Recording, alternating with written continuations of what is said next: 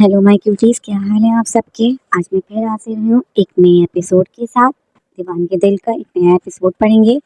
आज हम देखते हैं कि वो आज हुरिया हवेली जाने की बात करेगी, तो मुस्तजाब का आस्क है क्या, मतलब मुस्तजाब का क्या रिएक्शन होगा, ये जानते हैं। स्टार्ट करते हैं आज की नई एपिसोड।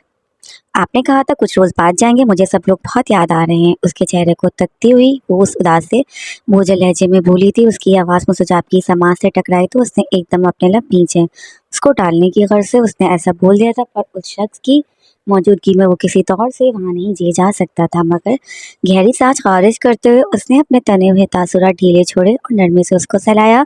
पप्पो को यहीं बुला लो अपने पास, वो आंखें मूंदे मूंदे बोला था। उसकी बात सुनकर उसकी आंखों में नमी उलटने लगी। बात सिर्फ रोजा की नहीं थी, बाकी सब लोग भी तो थे। सबसे बढ़कर उस जगह से उनसे थी जहाँ वो हमेशा से रहती आई थी। पहले हवेली छोड़ना, फिर राबिल का निकाह, फिर यहाँ उसको अपने पास रोकना। जो कुछ उसने किया था वो सब करने के बाद जो उसका रवैया था, जिस तरह से वो सबकी मुफाहिमत की कोशिशों पे पानी फेर रहा था, ऐसे में एक अजीब सी सर्द महरी की फिजा कायम हो गई थी। वो तो किसी की बात तक सुनने को तैयार ना था। ऐसे में जबकि बाकी सब उससे नाराज थे, फिरोजा भी कैसे यहाँ आ सकती थी और बाकी सब।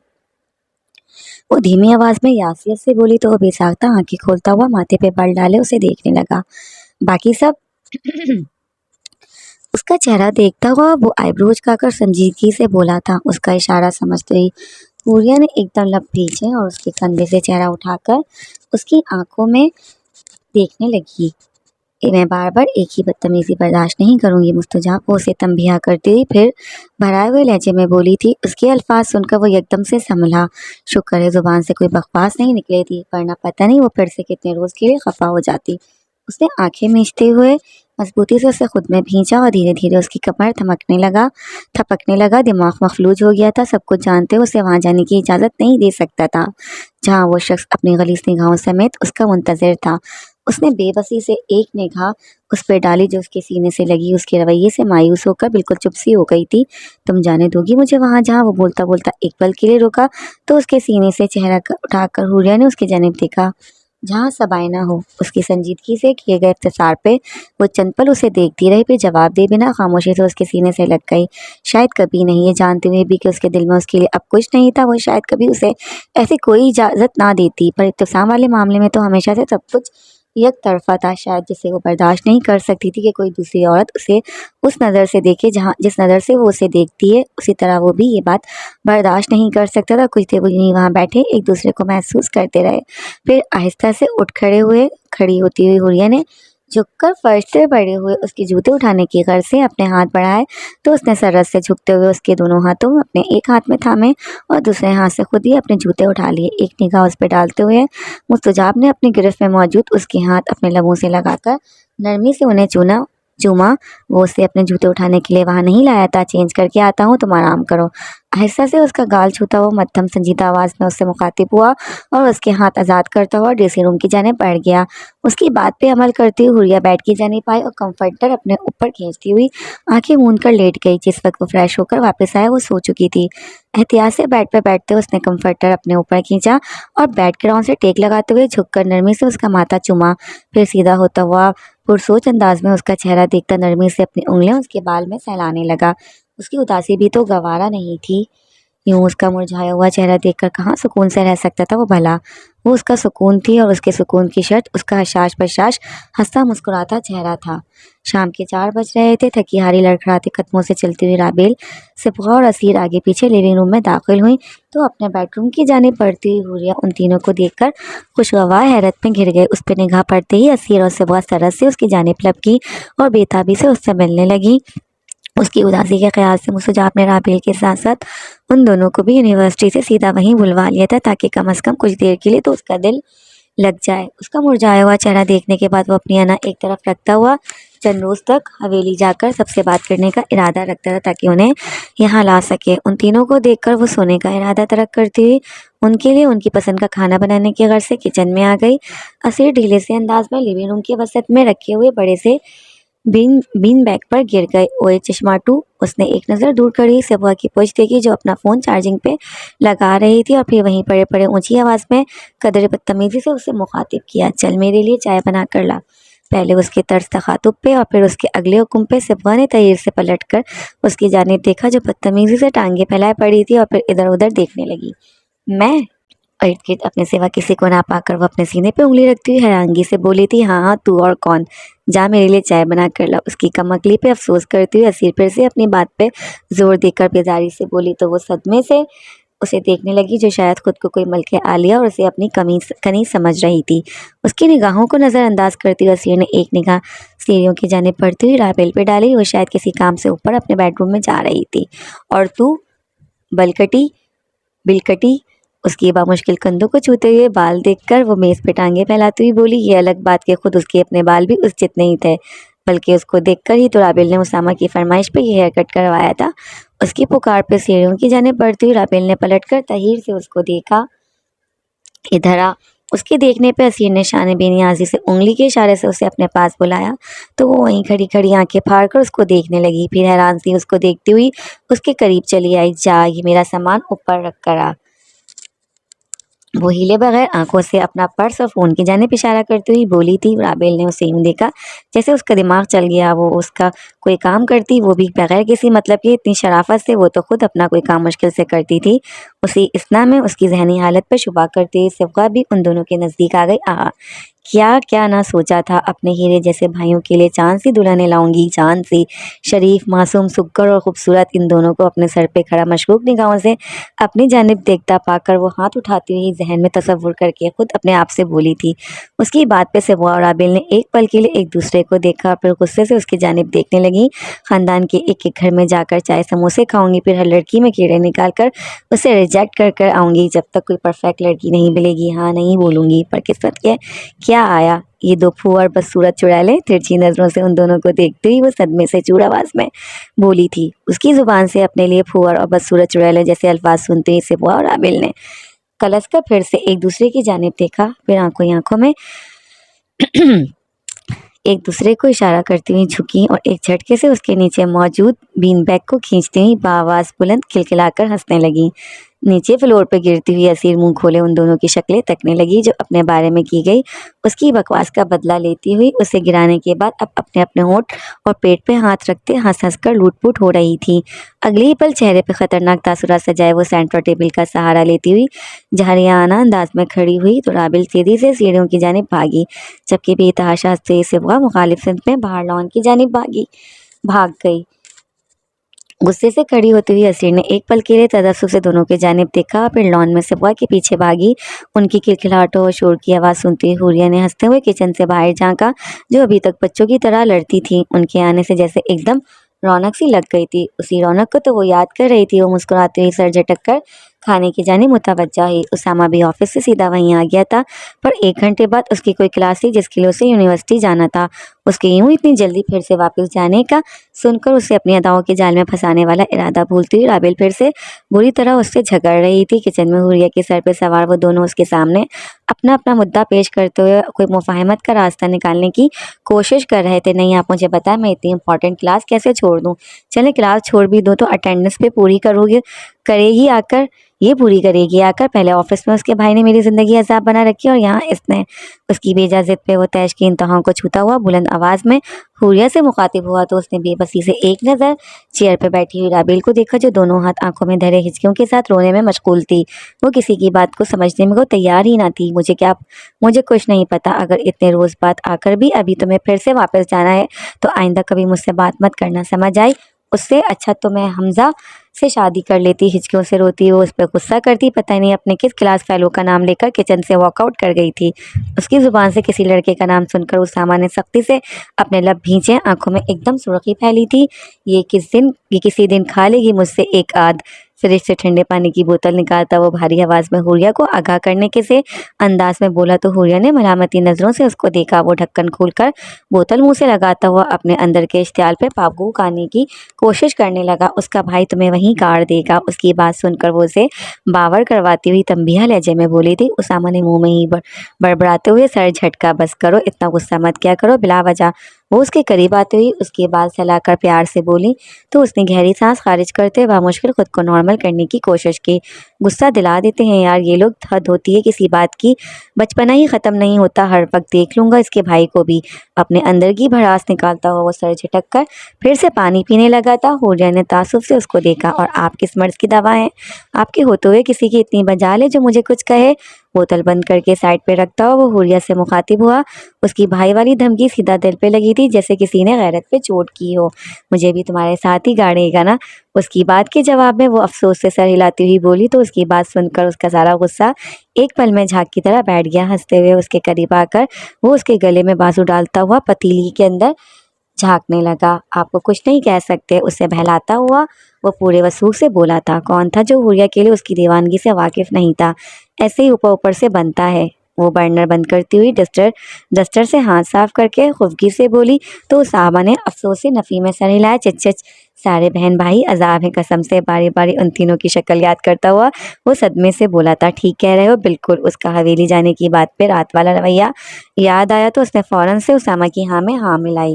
لالچی کتنے ہیں؟ اس کو اچانک سے حق مہر والی بات یاد آئی۔ وہ وہاں کھڑے مل کر ایک دوسرے سے اپنے جلے دل کے پھپولے پھوڑنے میں مشغول تھے۔ ان بہن بھائیوں کو بھکتتے ہوئے وہی ایک دوسرے کا غم سمجھ سکتے تھے۔ صبغہ ٹھیک ہے، وہ آہستہ سے بولی۔ وہ ان تینوں کو ایک ہی صف میں کھڑا کرنے والی بات سے غیر متفق نظر آتی تھی۔ صبغہ اور عابل کو تو اس کے لیے بالکل اسیر جیسی تھی، بس ایک وہی تھا مشکل انسان جو اس کی جان کا عذاب بن گیا تھا۔ رہنے دیں، جتنا میں اسے پٹا ہوں نا میں ہی جانتا ہوں عذاب ہے۔ دونوں بہنیں وہ حوریہ کی طرفداری پہ بیزاری سے بولا تھا۔ میں تو خود بہت تنگ آ چکی ہوں اس آدمی سے۔ اس نے غصے سے چمچ پٹکتے ہوئے اپنے اندر کی بھڑاس نکالی۔ اس کے جاہریانہ انداز پہ اسامہ نے حیرانگی سے اس کو دیکھا، جس کے اندر پتہ نہیں کون سا غبار جمع تھا، ورنہ جتنا وہ اسے چاہتی تھی وہ بھی کوئی ڈھکی چھپی بات نہیں تھی۔ میری بھی اب بس ہو چکی ہے، اس کا میں منہ توڑ دوں گی کسی دن، وہ پورا زم لہجے میں بولی تو کچن میں داخل ہوتے ہوئے مستجاب نے حیرت سے غش کھاتے ہوئے اسے دیکھا، جو اس کے سامنے آپ جناب کرتی نہیں تھکتی تھی اور اس کے پیچھے سے اتنی روانی سے اس کے لیے دو تڑاک کرنے میں مشغول تھی۔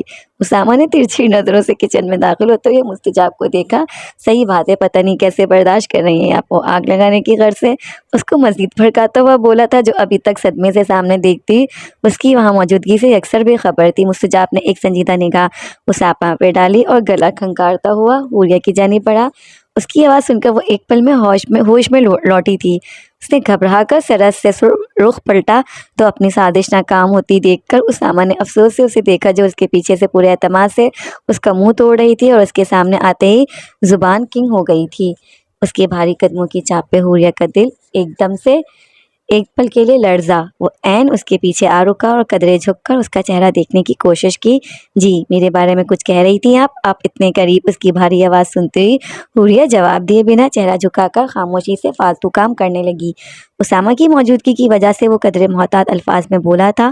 اس کی زبان سے نکلے الفاظ سنتا ہوا اسامہ سٹ پٹا کر وہاں سے 9-2-11 ہو گیا۔ باہر نکلتے ہوئے اس نے بے چارگی سے ایک نظر اوپر کی جانب دیکھا۔ وہ اتنی آسانی سے کہاں مانتی تھی بھلا؟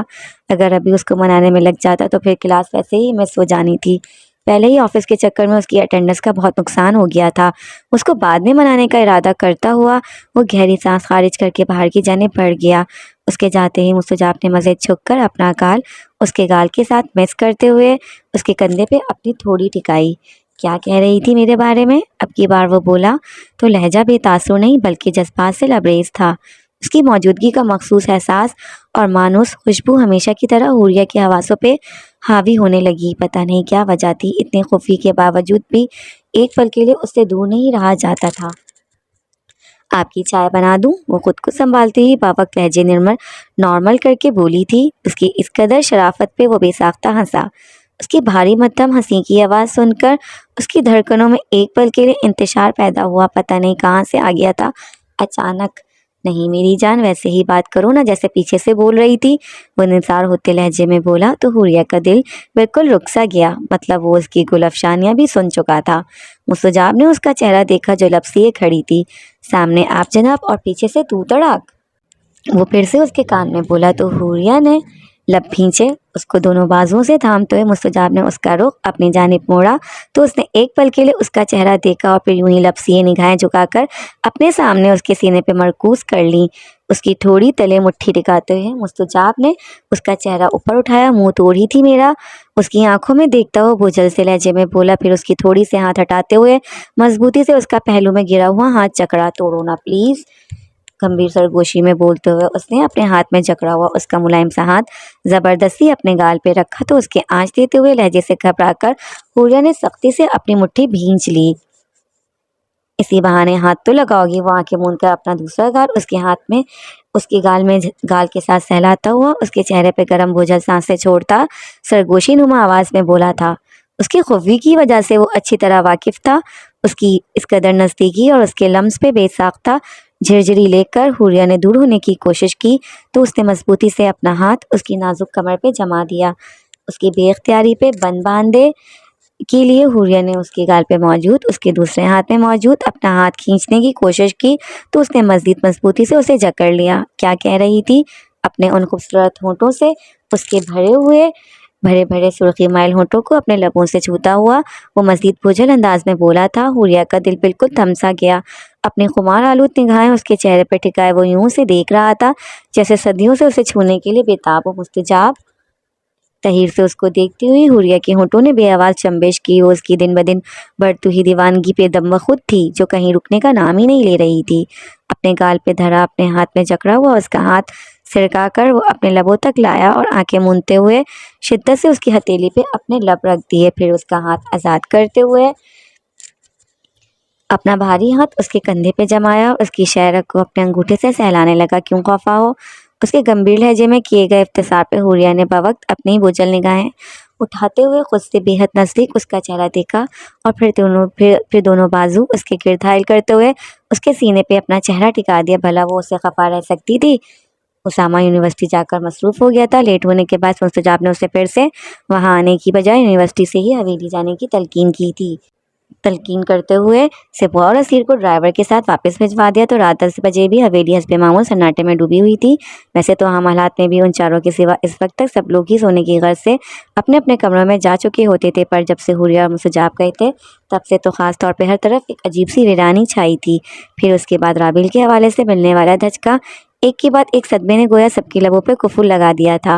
वो दोनों सिपवा के कमरे में आई तो ड्रेस चेंज करते हुए सिपवा को अचानक से नूर अफ़ज़ा का ख्याल आया। यूनिवर्सिटी से वापसी पर उसने उन्हें फ़ोन करके बताया था कि वो असीर मुस्तजाब की ताकीद पे राबिल के साथ वहीं जा रही हैं और उन्होंने जवाब में कुछ कहे बगैर फ़ोन बंद कर दिया था। वो उनके वहाँ जाने पे पाबंदी लगाकर अपने बेटे और बेटी से बिल्कुल ही हर नाता ख़त्म नहीं कर सकती थी। हवेली में उसामा के सिवा सिर्फ वही दोनों तो थीं जिनके साथ वो मुस्तकिल राब्ते में था। अगर वो उन्हें भी वहाँ जाने से रोक देती तो फिर तो हर राब्ता हर वास्ता बिल्कुल ही ख़त्म हो जाता। जो भी था, भांजे की मोहब्बत अपनी जगह, मगर वो भला हमेशा के लिए अपनी औलाद से कैसे दूर रह सकती थी? जो उसने करना था वो तो कर ही चुका था। लाशऊरी तौर पे वो कहीं ना कहीं उस बात की मुंतज़िर थी कि वो उनसे मिलने आएगा, पर उसने खुद को पत्थर दिल कर लिया था। और जब वो वहाँ बाप के ऊपर अपनी अना को फौकियत दे सकता था तो भला वो क्यों उससे मिलने जाती? गलत तो उसने किया था, सबके सामने उनकी इज्जत का जनाजा निकाल कर अब अकड़ भी वो खुद ही दिखा रहा था। सबवा ने उनके कमरे में दाखिल हुई तो उन्होंने सरस से दुपट्टे के पल्लू से अपने आंसू पोंछे। शाहनवाज साहब शहर से बाहर गए हुए थे, इसलिए वो खुलकर अकेले में अपनी दोनों औलादों की याद का गम मना रही थी। अम्मी, क्या हुआ? उनको रात के इस पहर यूँ रोता हुआ देखकर सिपवा परेशानी से उनकी जानिब बढ़ी और बेड पे उनके मुकाबिल बैठते हुए अपने दोनों हाथ उनके चेहरे पे जमाए वो अपना ज़ब्त होते हुए उसके गले लगकर ज़ारो कतार रोने लगी। आप मेरे साथ चलें ना अम्मी, अगर मुस्तजाब भाई से बात नहीं भी करनी तो वहाँ हूर, रपिया और बेला भी तो हैं, उन सब में उनका क्या कसूर है? फैसला तो मुस्तजाब भाई का था और उन्होंने बिल्कुल आखिरी लम्हे में सबको बताया था। वो उन्हें थपकती हुई सच झूठ की आमेज़िश के साथ उन्हें समझाने के से अंदाज में बोली। वो बस यही चाहती थी कि किसी तरह ये चुपकलिश ख़त्म हो जाए और इन सब के बीच राब्ता बहाल हो जाए, चाहे नाराज़गी ख़त्म होती या नहीं, पर कम अज़ कम वो एक दूसरे से मिलते तो सही। उसकी बात पे उन्होंने इस तरह रोते हुए ज़िद्दी अंदाज में नफ़ी में सर हिलाया।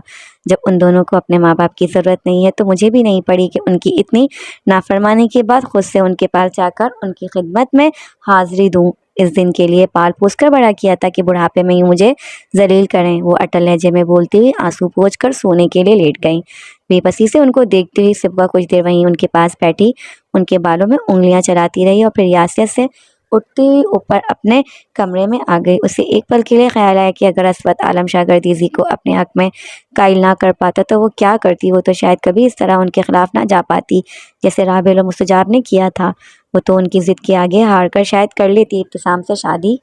وہ اپنی ہی روم میں اندر داخل ہوئی تو کھڑکی کے پاس کھڑے رکھے صوفے سے اٹھتی ہوئی اسیر تیزی سے اس کی جانب بڑھی۔ کہاں رہ گئی تھی؟ یاد نہیں، شہریار کو کال کرنی تھی۔ اس کو دونوں بازوؤں سے جھنجھوڑتی ہوئی وہ پرجوش سے آواز میں بولی تو صبح کو اچانک سے یاد آیا کہ انہوں نے اس سے بات کرنے کے لیے شام کو محیط سے اس کا نمبر لیا تھا۔ اب تو وہ یونیورسٹی جاتی تھی، اب تو اس سے ملنا آسان تھا۔ ہاں آؤ، وہ اس کا ہاتھ تھامتی اس سے ساتھ لیے صوفے پہ آ بیٹھی تھی، اپنا فون اٹھا کر اس میں سے شہریار کا نمبر نکالتی ہوئی۔ اسیر نے ذرا سی گھبراہٹ سے اس کی جانب دیکھا۔ اگر اس نے منع کر دیا تو؟ اگر پہچاننے سے انکار کر دیا؟ صبغہ کو دیکھتی ہی وہ بے چینی سے بولی تھی اس سے کیا بات کرنی تھی، وہ تینوں شام میں ہی ڈیسائیڈ کر چکی تھی جب وہ مستجاب کے گھر پہ تھی۔ اس کی بات پہ صبغہ نے مشکوک سی نگاہوں سے اس کو دیکھا۔ اگر تو جو سب کچھ تمہارے بقول اس آخری ملاقات میں ہوا تھا وہ بالکل سچ ہے اور تم جھوٹ نہیں بول رہی ہو تو پھر تو سوال ہی نہیں پیدا ہوتا کہ اس سب کے بعد وہ تمہیں پہچاننے سے انکار کرے۔ پھر بھی اگر انہوں نے کر دیا تو اس کا مطلب ہے کہ وہ سب حقیقت میں نہیں بلکہ تمہارے خواب میں ہوا تھا اور تم بکواس کر رہی تھی۔ اس کی بات کا جواب دیتی ہی وہ دانت کچکچا کر بولی، جی نہیں، اللہ کا وعدہ ٹھیک ہے، میں کبھی کبھار ضرورت پڑنے پہ اور کبھی کبھار شوقیہ بھی جھوٹ بول لیتی ہوں، لیکن اس بار میں بالکل سچ بول رہی ہوں۔ خود اس نے اپنے ہاتھوں سے میرا یہ خوبصورت سا ہاتھ پکڑا تھا۔ اپنا دایاں ہاتھ اٹھاتے ہوئے اس نے باقاعدہ صبغہ کے سامنے لہرایا تو وہ مزید مشکوک نگاہوں سے اس کو دیکھنے لگی۔ اور نہ صرف یہ بلکہ اس نے مجھے خود اپنی زبان سے بولا تھا کہ اسیر میری جان، تمہارے بغیر میری زندگی بالکل پھیکی اور بے رنگ ہے، پلیز آتی جاتی رہنا ورنہ میں مر جاؤں گا تمہارے بنا۔ وہ مزید اتراتی ہوئی بولی تو صبغہ نے غصے سے اس کے ہاتھ سے فون جھپٹا۔ اب مجھے یقین آ گیا ہے کہ تم جھوٹ بول رہی ہو، بدتمیز نہ ہو تو کہیں کی۔ اسیر نے ہوش میں لوٹتے ہوئے سرت سے اس کے ہاتھ سے فون واپس کھینچا۔ اچھا نا ٹھیک ہے، اس نے پرومس میرا ہاتھ پکڑا تھا اور پھر میں نے اس سے پوچھا کہ میں دوبارہ آؤں تو اس نے ذرا سا ہاں میں سر بھی ہلایا تھا۔ اب کی بار اس نے شرافت سے اسے سچ بتایا تو وہ پھٹی پھٹی نگاہوں سے اسے دیکھنے لگی۔ ذرا سا سر ہلایا تھا، اور ذرا سا سر ہلانے کا مطلب یہ ہوتا ہے کہ تمہارے بغیر میری زندگی بالکل بیکار ہے اور میں مر جاؤں گا اگر تم نہ آئی۔ وہ صدمے سے اس پہ چیخی تھی جو اس کے سامنے اتنے روز سے لمبی لمبی پھینک رہی تھی۔ اس کے چلانے پہ اسیر نے گھبرا کر اسپیکر پہ ہاتھ رکھ کر آنکھوں ہی آنکھوں میں اسے خاموش رہنے کا اشارہ کیا۔ وہ کال ملا چکی تھی اور دوسری جانب بیل جا رہی تھی۔ اب کچھ بھونکنا مت، فون خود سے دور کرتے ہوئے اسیر نے ہلکی آواز میں اسے تنبیہ کی تو خود کو بولنے سے روکنے کے لیے صبغہ نے سرت سے اپنے دونوں ہاتھ ہونٹوں پہ جما لیے۔ دوسری جانب کال اٹینڈ کر لی گئی تھی۔ ہیلو، فون اسپیکر پہ نہیں تھا، پھر بھی گہری خاموشی میں اس کی سنجیدہ بھاری آواز پورے کمرے میں گونجی تھی۔ اسیر نے ایک پل کے لیے گھبرا کر اپنی آنکھیں میچیں۔ رات کے 11 بج رہے تھے۔ بیش قیمت سامان سے مزین لیونگ روم کے صوفے پہ بیٹھے ہوئے شہریار افندی کے سنجیدہ ذہانت سے بھرپور چہرے پہ گہرا تفکر چھایا تھا۔ سامنے کھلے ہوئے لیپ ٹاپ کی چمکتی ہوئی اسکرین کا عکس اس کی آنکھوں پہ ٹکے ہوئے سفید فریم والے گلاسز کے شیشوں پہ پڑ رہا تھا۔ رات کے اس پہر سادہ سا آرام دہ بلیک ٹراؤزر شرٹ میں ملبوس وہ وہاں بیٹھا ہوا بھی اس قدر وجیہہ اور پرکشش لگ رہا تھا کہ اس پل بھی اگر کوئی لڑکی اس کو دیکھ کر اس پہ مر مٹتی تو اس میں تعجب کی بات نہ تھی۔ یہی وجہ تھی کہ جب سے وہ مستقل پاکستان شفٹ ہوا تھا، اس کی پہلی شادی کا علم ہونے کے باوجود بھی آئے روز اس کے سرکل کی کوئی نہ کوئی لڑکی اس کے ساتھ کی خواہش دل میں بسائے اس کی طرف پیش رفت کرتی تھی۔ ارد گرد سے بے نیاز و منہمک سا اپنا کام کر رہا تھا جب فون کی آواز پہ اس نے لیپ ٹاپ کی اسکرین سے نگاہیں ہٹا کر میز پہ اس کے ساتھ پڑا ہوا فون دیکھا۔ اس پہ انون نمبر چمک رہا تھا۔ پھر سے نگاہیں لیپ ٹاپ پہ ٹکاتے ہوئے اس نے ایک ہاتھ سے فون اٹھا کر کال اٹینڈ کرتے ہوئے اسے کان سے لگایا اور دوسرا ہاتھ پھر سے پہلے کی طرح تیزی سے کی بورڈ پہ چلانے لگا۔ ہیلو، دھیان سامنے مرکوز کیے وہ مصروف سے انداز میں بولا تھا۔ دوسری جانب اچانک سے اس کی سنجیدہ ٹھہری ہوئی آواز سن کر اسیر نے گھبراتے ہوئے ایک پل کے لیے آنکھیں میچیں۔ اسے بالکل یقین نہیں تھا کہ وہ یوں ایک بیل پہ ہی کال اٹینڈ کر لے گا، اور وہ بھی کسی انجان نمبر سے۔ اس کی آواز سن کر صبغہ نے بھی سانس روک لیا۔ اسیر نے بولنے کے لیے لبوا کیے، پھر ذرا سا منمنا کر رک گئی۔ اس کی اس بے وقوفانہ حرکت پہ اپنے ہونٹوں سے ہاتھ ہٹاتے ہوئے صبغہ نے اپنا ماتھا پیٹا اور پھر غصے سے اس کی جانب دیکھا جو ایسی بھولی بن گئی تھی جیسے پہلی بار اس سے بات کر رہی ہو۔ اسیر نے پھر سے اپنی آنکھیں میچ لیں۔ دوسری جانب کسی لڑکی کی غیر واضح سی آواز سنتا ہوا وہ ایک دم چونکا تھا۔ فون کان سے ہٹاتے ہوئے اس نے اپنی نگاہوں کے سامنے کیا اور اس پہ چمکتا ہوا نمبر دیکھا، پھر دوبارہ سے اسے کان سے لگایا۔ رات کے اس پہر یوں کون انجان لڑکی اسے فون کر سکتی تھی؟ ہیلو، اب کی بار وہ محتاط لہجے میں بولا تھا۔ پھر سے اس کی آواز سن کر صبغہ نے اسیر کو ٹھوکا دیتے ہوئے آنکھوں ہی آنکھوں میں اسے بولنے کا اشارہ کیا۔ اس سے قبل کہ وہ فون ہی بند کر دیتا، اسیر بات کر رہی ہو؟ صبغہ کے جھنجھوڑنے پر وہ خود پہ قابو پاتی ہوئی سرد سے بولی تھی۔ آواز خود بخود لاشعوری طور پہ دھیمی ہو گئی تھی۔ بے شک پہلی بار بات نہیں کر رہی تھی، پر پچھلی 2 ملاقاتوں میں جو کچھ بھی ہوا تھا، جس طرح سے اس نے اس کے سامنے کھلے الفاظ میں اپنے جذبات کا اظہار کیا تھا، اور پھر دوسری ملاقات میں اس کا ذرا سا بے خود انداز، اس سب کے بعد اتنی جھجک تو فطری تھی۔ شہریار کا جواب سننے کے لیے پرجوش تھی صبغہ نے اسیر کے ساتھ چپکتے ہوئے اپنا کان اس کے فون کے ساتھ جوڑا۔ فون پہ گونجتا ہوا وہ 5 حرفی جملہ سن کر ایک لمحے کے لیے شہریار کا دماغ بلینک ہوا۔ ذہن کے پردے پہ اسٹڈی کا وہ منظر لہرایا تو سامنے لیپ ٹاپ پہ کھلی ہوئی ادھوری ای میل ایک دم سے پس منظر میں چلی گئی۔ اس نے بے ساختہ سفید فریم والے گلاسز اتار کر سامنے میز پہ رکھے اور پھر پیچھے صوفے پہ سر گراتے ہوئے ذرا سی آنکھیں میچ کر 2 انگلیوں سے اپنی پیشانی مس لی۔ وہ یہ ایکسپیکٹ نہیں کر رہا تھا۔ ہاں اسیر، اپنا لہجہ حد المقدور بے تاثر رکھتا ہوا وہ بالکل عام سے انداز میں بولا تھا، پھر دوبارہ سے سیدھا ہوتا ہوا لیپ ٹاپ پہ جھک کر ادھوری ای میل مکمل کرنے لگا۔ دوسری جانب فون پہ گونجتے ہوئے وہ 2 الفاظ سن کر جہاں اسیر اسٹل ہوئی تھی، وہیں صبغہ کے لبوں کے گوشوں پہ بھی بے ساختہ مسکراہٹ امڈی تھی۔ اس نے بت بنی اسیر کے چہرے کی جانب دیکھا، مطلب وہ واقعی سچ بول رہی تھی، ورنہ وہ کہاں اتنے نارمل انداز میں اسے مخاطب کرتا تھا، بلکہ اس کی زبان سے تو اس نے اسیر کا نام بھی پہلی بار سنا تھا۔ اس نے آہستہ سے اسیر کو جھنجھوڑتے ہوئے بولنے کا اشارہ کیا، آپ مجھ سے ملنے آئیں گے کل یونیورسٹی؟ گلا کھنکارتی ہوئی وہ صبغہ اور عابل کی ہدایت پہ عمل کرتے ہوئے ادھر ادھر کی فالتو باتیں کرنے کی بجائے سیدھا مدعے پہ آئی تھی۔ بول تو دیا تھا، پر اب دل بری طرح گھبرا رہا تھا۔ اس کے ساتھ چپکی ہوئی صبغہ نے بے چینی سے اس کے جواب کا انتظار کرنے لگی۔ اس کی فرمائش سن کر وہ ایک بار پھر سے بلینک ہوا تھا۔ چند ثانیے وہ یوں ہی خالل الذہنی سے لیپ ٹاپ کی اسکرین کو دیکھتا رہا، پھر لوا کیے کس وقت اسے خود بھی نہیں معلوم تھا کہ اس کی زبان سے یہ الفاظ نکلیں گے، پتہ نہیں انکار کیوں نہیں کر پایا تھا۔ اس کا سوال سن کر صبغہ کے لبوں پہ ایک بار پھر سے مسکراہٹ امڈی۔ لب بھینچ کر مسکراتے ہوئے اس نے آہستہ سے اسیر کو ہلایا، جو آج اس کی ہر بات پہ یوں ہی حیرت سے کنگ ہو رہی تھی۔ صبح 8 بجے سے لے کر شام 4 بجے تک کے درمیان کسی بھی وقت صبغہ کے ہلانے پہ وہ فوراً سے بولی، آواز فرت جذباتی سے مغلوب تھی۔ کیا وہ واقعی مان گیا تھا اتنی آسانی سے؟ اس کا معصوم سا دل ایک دم خوشی سے بھر گیا، پر خوشی بہت مختصر دورانیے کی تھی۔ یا پاسبل نہیں ہوگا، یہ میری آفس کی ٹائمنگز ہیں۔ اس کے بتاتے ہوئے اوقات سن کر وہ سنجیدگی سے بولا تھا۔ صاف صاف انکار نہیں کر پایا تھا، پر بالآخر جواز مل ہی گیا تھا۔ اسیر کو جواب دیتے ہوئے اس نے سکون بھری گہری سانس خارج کی اور گلاسز لگا کر پھر سے کی بورڈ پہ انگلیاں چلاتا ہوا اس کی کال بند کرنے کا انتظار کرنے لگا۔ اس کے اسپیکر پہ گونجتی ہوئی اس کی آواز سن کر ایک لمحے میں اس کی ساری خوشیاں ملیا میٹ ہوئی تھی۔ شہریار کا جواب سن کر صبغہ نے ایک دم اس کے صدمے سے چور چہرے کی جانب دیکھا۔ کچھ پل وہ یوں ہی خاموش بیٹھی رہی، پھر آہستہ سے لبا کیے، تھوڑی دیر کے لیے تو آ سکتے ہیں؟ اس کی بلتجی سی آواز سن کر شہریار نے بے ساختہ آنکھیں میچیں۔ تھوڑی دیر کے لیے بھی پاسبل نہیں، وہ 2 ٹوک انداز میں بولا تھا۔ صبغہ نے آہستہ سے اسیر کے بازو پہ ہاتھ رکھتے ہوئے اسے بات ختم کر کے فون بند کرنے کا اشارہ کیا۔ کیوں؟ وہ صبغہ کو نظر انداز کرتی ہوئی ہر طرف لہجے میں بولی تو شہریار کے ماتھے پہ شکنیں نمودار ہوئیں۔ میں وجہ بتا چکا ہوں، وہ ایک ایک لفظ پہ زور دے کر بولا تھا۔ وہ صرف اور صرف بہانہ ہے، جھوٹ مت بولیں، صاف صاف کہیں کہ آپ مجھ سے ملنا ہی نہیں چاہتے۔ زور زور سے نفی میں گردن ہلا کر اس کو ٹوکتی ہوئی صبغہ نے بے اختیار اپنا ماتھا پیٹا، اس کی آنسوؤں سے لبریز آواز پہ۔ شہریار نے ایک پل کے لیے لب بھینچے۔ ہاں ایسا ہی ہے، اس کی زبان سے اپنے لیے جھوٹے کا لفظ سنتے ہوئے اس نے غصے سے لیپ ٹاپ بند کیا تھا۔ دوسری طرف اس کے الفاظ سن کر اسیر کی زبان صدمے سے کنگ ہو گئی۔ نہیں ملنا چاہتا میں تم سے، پھر؟ وہ قدرے بلند آواز میں بولا تھا۔ اس کی بے اتنائی اور سخت لہجے پہ اسیر بالکل سن ہو گئی۔ پہلے اس نے سانس روکا، پھر آنسو ایک تواتر سے اس کے گالوں پہ بہنے لگے۔ اس کے غصے سے بڑی آواز فون سے باہر سنائی دے رہی تھی۔ صبغہ نے گھبرا کر اس سے فون کھینچنے کی کوشش کی تو اسیر نے ایک ہاتھ سے اسے سائڈ پہ ہٹاتے ہوئے فون پہ اپنی گرفت سخت کی۔ ناک بند ہونے لگا تھا۔ اس نے باوقت سانس اندر کھینچی تو اس کے رونے کی آواز سن کر شہریار نے بے ساختہ آنکھیں میچیں۔ ایک پل کے لیے اسے اپنے لہجے پہ افسوس ہوا۔ نرمی سے بھی سمجھا سکتا تھا، پتہ نہیں کیوں اتنا غصہ آ گیا تھا۔ ابھی اس نے کچھ بولنے کے لیے لب واہ ہی کیے تھے کہ دوسری طرف سے پھر سے اس کی آواز سنائی دی، میں بھی آپ سے نہیں ملنا چاہتی، سنا آپ نے؟